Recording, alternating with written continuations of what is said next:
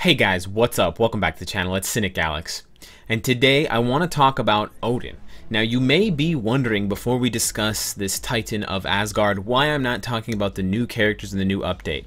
The answer for that is I'm still live streaming it right now. This is the same shirt as I wore in the last video. So if you want to talk about the new content, if you want to ask questions about Scarlet Witch and the new characters and all that good stuff, head on over to twitch.tv/Cynicalex and you can catch me there doing what I do best.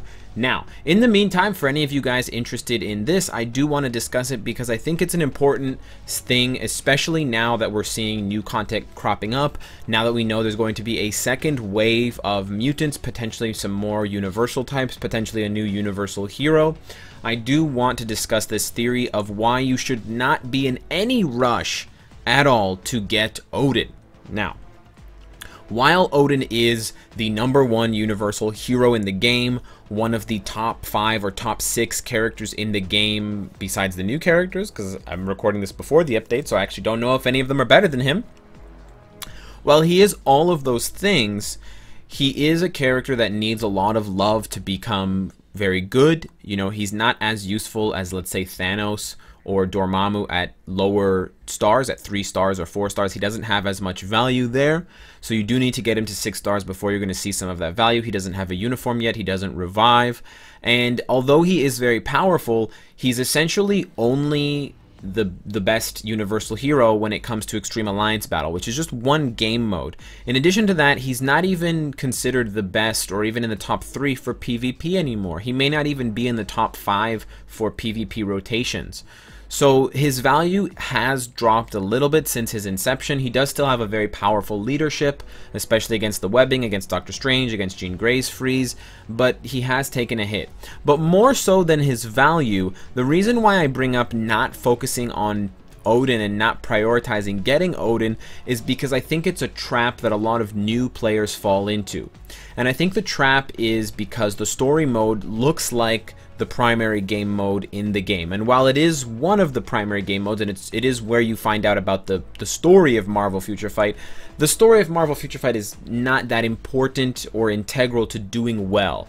Whereas in a lot of RPGs and ARPGs, traditionally you progress through the story to get the best items, to find the best characters, and that's how you get the best experience.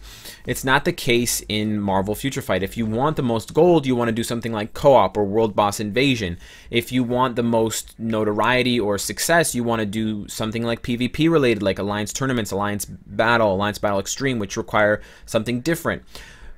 The story mode, while it does offer some consistent ways of getting character bios, it's not the most efficient way of farming for characters, especially not the ones in Chapter 11 and 12.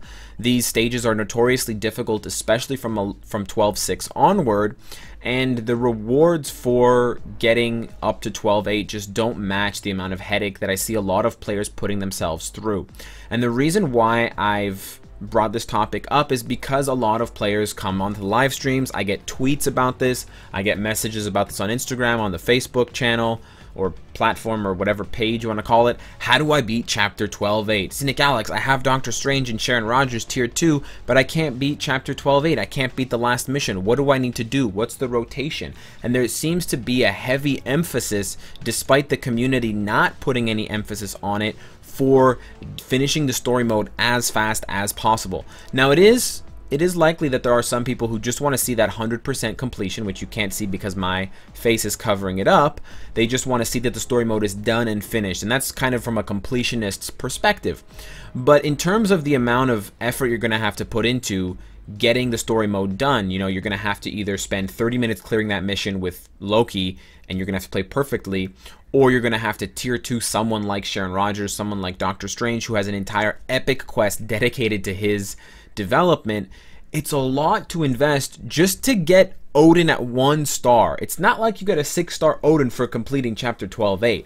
And that's where I think a lot of possibly the confusion comes in terms of Odin's value versus the amount of stress you're putting yourself through and the amount of effort you're putting in as a player. If you put all those resources of trying to finish this and get Odin into something else like an epic quest or building up other characters, you can streamline your way through, you know, to stage 15 of Shadowland and other milestones that are more important and that are going to help your gameplay a lot more in the future than just oh, I finished story mode with 1 star on chapter 12.8, and I now have a 1-star Odin level 40 who does, you know, hundreds of damage, not even that much damage.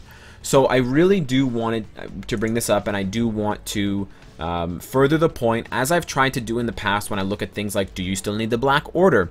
There comes a time when things become less of a requirement and more of maybe a recommendation or an optional thing, or something that you can get to eventually, but not something that you should be prioritizing. I would say not even in the first 3 months of gameplay.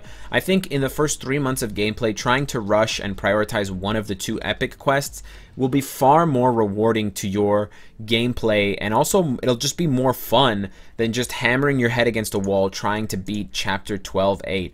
Aside from the Odin bios, this is a pretty worthless chapter. I mean, if you really want to grind for Thor's bios, which I don't know why you would, but there's much easier missions in chapter 8. It's only 10 per day, but you're only going to get an extra 12 by completing chapter 12. Well, an extra 20 if you complete both of them. But then on top of that, you're going to be spending clear tickets every day, clear ticketing them afterwards to get his bios, or you're going to have to run them manually. And I think for most players, they're just trying to scrape by chapter 12.8, mission 12.7, and I think they're just trying to get that final reward. They're just trying to unlock the character. And I'm here to say it's really not all that it's cracked out to be, or cracked up to be. Odin is by no means a bad character, and you should invest in him once you have the resources and once you've developed someone like Dormammu or Thanos or Jean Grey, but he's not even the first 1 or 2 on that list. He's probably the last one on the list now, especially with new tier 2s coming in that may, you know, eclipse his power level completely. His place in the meta, while still there, is less firm than it's ever been, and you need a lot to complete chapter 12.8. Most of the time you're going to need a tier 2 character. Most players find that they need a native tier 2 character like Doctor Strange, and the results are you have a tier 1 or 1-star Odin for the next 3 or 4 months while you're busy grinding out world boss materials to rank him up, or you're saving up gold. And I'm telling you, all of those resources would be much better spent on building up your roster aside from Odin. So I just wanted to further this point, and I wanted to also open up the discussion for you guys in case some of you have had similar thoughts. Some of you who have recently got Odin, maybe you can share your thoughts. How did it feel? Was it as satisfying as you anticipated it to be, or did it leave you feeling a bit disappointed or kind of not satisfied, even though you may have tried, you know, 10 times to clear chapter 12.8, failed, finally figured out the right rotation, finally figured out how you needed to improve that one character, whether it was upgrading their uniform or a different obelisk or something like that, and then you were left with a 1-star Odin that can't do much anyways? Or if you're on the other side of things and you did really enjoy it and you have very good things to say. So I am curious what you guys think. I do want to hear your thoughts on this. Like we did with the Black Order video before, there was a lot of good feedback, both critical of what I'm saying, but also possibly in support of it if that's been your experience. So please let me know. I am far removed from the Odin experience because I got him way back in January when he was introduced, but judging by the feedback that I get from new players who are coming in, and judging by the frequency with which this question is asked, I feel as though there is undue pressure in the community as far as new and intermediate players go to get Odin as fast as possible to beat the story mission, because you got to beat the story to beat the game, and it's not that way at all. So hit me up in the comments, guys. Let me know what you think. If you want to hit up the live stream, I'll be waiting for you, or not. And of course, if you like what you see, I hope to see you again tomorrow. Cringe ending. Take care.